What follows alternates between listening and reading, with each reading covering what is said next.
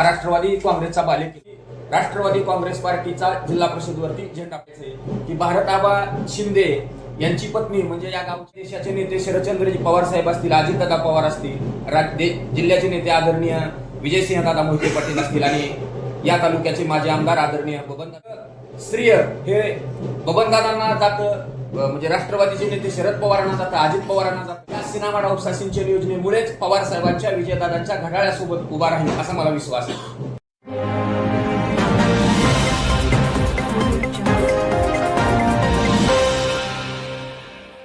शैलेश स्वागत करतो धैर्य सिद्धी न्यूजमध्ये. खरं तर जिल्हा परिषद पंचायत समितीच्या निवडणुकीच्या अनुषंगाने बातचीत करण्यासाठी राष्ट्रवादी युवक काँग्रेस पक्षाचे तालुका अध्यक्ष प्रकाश चोपडे आज आपल्यासोबत उपस्थित आहेत. सर नमस्कार. नमस्कार. जिल्हा परिषद निवडणुकीमध्ये काय आपलं मत आहे? खऱ्या अर्थानं 2017 साली जिल्हा परिषदच्या निवडणुका झाल्या होत्या. त्याच्यानंतर जिल्हा परिषदच्या निवडणुका होणार आहेत का नाहीत हा ग्रामीण भागातल्या सर्वसामान्य मतदारामध्ये संभ्रम होता आणि शेवटी भारतीय जनता पार्टीच्या मनामध्ये निवडणुका घ्यायच्या होत्या का नव्हत्या आम्हाला माहित नाही, पण कोर्टाने शेवटी आदेश काढावा लागला की 31 जानेवारीच्या आत निवडणुका घ्या. मग सरकारला जाग आली आणि मग निवडणुकीचा आता प्रोग्राम चालू झालाय. खऱ्या अर्थानंतर जिल्हा परिषद आणि पंचायत समितीची निवडणूक म्हणजे मिनी मंत्रालयाची निवडणूक असते आणि ही ग्रामीण भागाच्या विकासाची खरी नाळ आहे आणि ह्या निवडणुका आता म्हणजे आपण सर्वजण सामोरे जातो.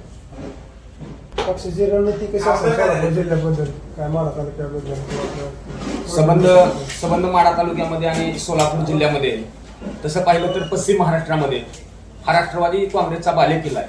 त्याचं कारण शरदचंद्रजी पवार साहेब या देशाचे कृषी मंत्री असताना या देशाला 71,000 कोटीची कर्जमाफी दिली. पवार साहेबांनीच या जिल्ह्यामध्ये आणि उभ्या महाराष्ट्रामध्ये डाळिंब उत्पादक शेतकरी उभा केला. त्याच्याही पुढे जाऊन मला सांगायचं की 1999 साली जेव्हा राष्ट्रवादी काँग्रेस पार्टीची निर्मिती महाराष्ट्रामध्ये नव्यानं पक्ष उदयाला आला तेव्हा खऱ्या अर्थानं त्यांच्यासोबत या जिल्ह्याचे नेते आदरणीय विजयसिंहदादा मोहिते पाटील होते आणि 2004ला राष्ट्रवादी काँग्रेस हा जिल्ह्यातला 1 नंबरचा पक्ष होता. त्याच्यानंतर राष्ट्रवादी काँग्रेस पार्टी मध्यंतरीच्या काळामध्ये अडचणीत आली. त्यासोबत तेव्हाही शरद पवारला जर जास्त कोणी साथ दिली असेल तर आपले पुतणे धैर्यशील मोहिते पाटील यांना लोकसभेला उभा करून त्यावेळेला सुद्धा विजयसिंह मोहिते पाटील यांनी एक सक्षम उमेदवार म्हणून धैर्यशील यांच्या सोबत म्हणजे पवारांना उमेदवार दिला आणि देशामध्ये विक्रमी मताने ते खासदार झाले. खरं तर जिल्हा परिषद निवडणुका येत जातील पण राष्ट्रवादी काँग्रेस घड्याळ आणि तुतारी हा सोलापूर जिल्ह्यात म्हणजे पवार साहेबांचा आणि विजयदादांचा बालेकिल्ला आहे. त्यामुळे तुम्हाला मी विश्वास देतो की राष्ट्रवादी काँग्रेस पार्टीचा जिल्हा परिषदवरती झेंडा फडकेल. मुंडीम जिल्हा परिषद गटाविषयी काय कशी रणनीती काय? मुंडीम जिल्हा परिषद गटाविषयी जर बोलायचं झालं तर मुंडीम जिल्हा परिषद गटाचे जे उमेदवार आहेत भारताबा शिंदे त्यांची अश्वद्य पत्नी प्रभावती शिंदे.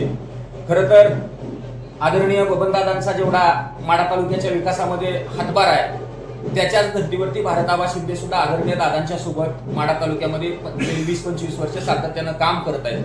आणि त्याच्या पुढे जाऊन मला सांगायचंय की भारताबा शिंदे यांची पत्नी म्हणजे या गावची लेक आहे आणि निश्चितपणे त्यांना ते प्रचंड मताधिक्याने विजय होतील असा मला विश्वास आहे. मतदारसंघातील जी जलवाहिनी म्हणून ज्या योजनेकडे पाहिलं जातं ती सीनामाडा उपसा योजना, काय सांगाल त्या योजनेबद्दल? नेमकं काय? सीनामाडा उपसा सिंचन ही शेतकऱ्यांची वरदानी आहे.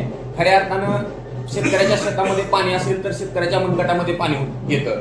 त्या पद्धतीनं आदरणीय देशाचे नेते शरदचंद्रजी पवार साहेब असतील, अजितदादा पवार असतील, जिल्ह्याचे नेते आदरणीय विजयसिंहदादा मोहिते पाटील असतील आणि या तालुक्याचे माजी आमदार आदरणीय बबनदादा शिंदे असतील यांच्या अथक प्रयत्नातून ही सीनामाडा उपसा सिंचन योजना गेली 20 वर्ष झालं म्हणजे आता 80% योजना पूर्ण झाली, 10-20% ही योजनेची कामं पूर्ण व्हायची राहिली. आणि खऱ्या अर्थानं सीनामाडा उपसा सिंचन योजनेमुळेच या तालुक्यामध्ये शेतकऱ्यांच्या दृष्टीने ती वरदानी आणि चांगले दिवस आले, या तालुक्यामध्ये सोन्याचे दिवस आले.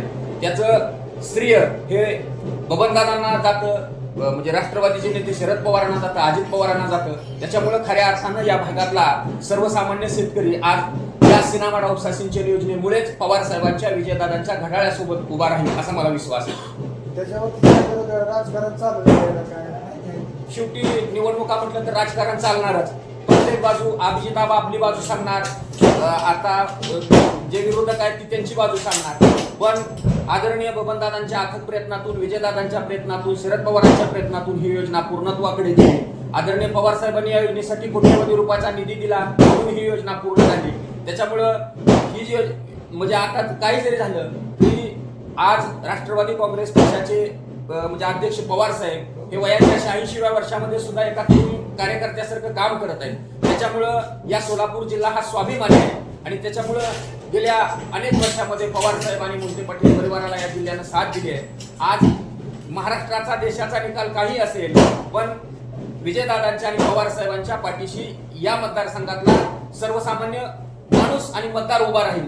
आता मला या निमित्तानं सांगायचंय की आदरणीय मोहिते पाटील परिवाराकडून या जिल्ह्यामध्ये कुणाला उमेदवारी मिळाली नसेल, न मिळाली असेल, त्यांना सुद्धा मी आज या निमित्तानं हात जोडून सांगेन की मोहिते पाटील परिवार हे न्याय देणारं परिवार आहे. त्याच्यामुळं पुढं मागं सरकून आपण विजयदादांच्या नेतृत्वातला 2004चा जिल्हा पुन्हा उभा करू. आणि सोलापूर जिल्ह्यामध्ये एकेकाळी 6 मंत्री होते या जिल्ह्यामध्ये आणि विजयसिंह दादा मोहिते पाटील या जिल्ह्याचे पालकमंत्री म्हणून जेव्हा काम करत होते तेव्हा गणपतराव देशमुख सांगोला तालुक्यामध्ये 11 वेळा निवडून आले. त्यांचा ग्रीशनिश बुकामध्ये नोंद झाली.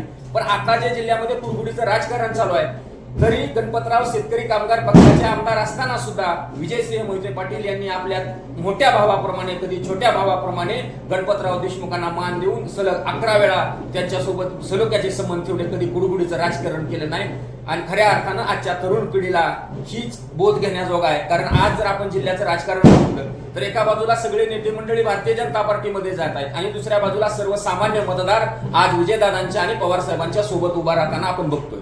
तालुक्यामध्ये एकंदरीत बबनदादांनी कमळ हातामध्ये घेतल्यामुळे कुठेतरी या दोघांमध्ये घड्याळ कमळ काय आता शेवटी समजा आता मला जिल्हा परिषदला मला स्वतःला उभा राहायचंय. मी पवार साहेबांवरती निष्ठात होतोय, विजयदादांवरती निष्ठात होतोय. पण मला जर समजा घड्याळ चिन्ह नाही मिळालं तर मी तिकडे जाऊन कमळ घेतोय. परंतु या जिल्ह्यातला या तालुक्यातला सर्वसामान्य माणूस हा पवार साहेबांच्या विचारावर काम करतोय, विजयदादांच्या विचारावरती काम करतोय. पुढारी कुठं जरी गेला तर जनता अजिबात हलणार नाही. 1995 सालापासून आज तागापर्यंत तालुक्याची जी प्रगती झाली आहे ती पवार साहेबांमुळे, विजयदादांमुळे आणि बबनदादांमुळे झाली आहे. त्याच्यामुळे पवार साहेबांना 86व्या वर्षी या तालुक्यातला या जिल्ह्यातला सर्वसामान्य माणूस पवारांच्या सोबत उभा राहील. त्याची प्रचिती आपल्याला गेल्या निवडणुकीमध्ये अकलूजची नगरपालिका असेल आणि संबंध सोलापूर जिल्ह्यातल्या नगरपालिकेच्या निमित्तानं आली. भारतीय जनता पार्टीनं पंढरपूरमध्ये काय जरी प्रयोग केला तर तिथल्या जनतेनं 11,000ने उमेदवार म्हणजे निवडून दिला आणि भारतीय जनता पार्टीचा उमेदवार पाळलाय. येणाऱ्या 7 तारखेच्या निवडणुकीत सुद्धा सोलापूर जिल्हा हा स्वाभिमानाचा बालेकिल्ला आहे आणि तो अबाधित ठेवण्याची जबाबदारी माझ्यासारख्या सर्वसामान्य मतदारावर आहे. पुढाऱ्यांनी काय पण करू द्या, हा मतदारसंघ हा पवार साहेबांच्या विचाराचा मतदारसंघ आहे. समोरील विरोधक म्हणत आहेत की ही योजना आमच्यामुळे पूर्णत्वास गेली. हो, शेवटी आता अभिजितदादांनी एखादं जर काम केलं, ते आमदार आहेत, त्यांनी काम केलं ते मानणारच आहेत. आदरणीय दादा या तालुक्याचे 30 वर्ष आमदार होते. त्यांच्या कारकिर्दीमध्ये ते काम झाले, त्यांनी केले. मी आज नाही म्हणून चालणार आहे का? लोक होयच म्हणणार आहेत. मी सुद्धा सांगतोय या तालुक्यामध्ये आदरणीय बबनदादा शिंदेनी गेली 30 वर्ष सर्वसामान्य शेतकऱ्यांसाठी म्हणजे साखर कारखाना काढला, शिनामाडा उपसा सिंचन योजनेची निर्मिती केली. पण त्याच्यावरती आदरणीय पवार साहेबांचा, विजयदादांचा मोठा वरदास्त होता. तसं पाहिलं तर आज सोलापूर जिल्हा हा राज्यामधला साखर कारखानदारांचा सगळ्यात मोठा जिल्हा म्हणून ओळखला जातोय. याचं सुद्धा श्रेय सारं पवार साहेबांना आणि विजयदादांना जातं. पालकमंत्री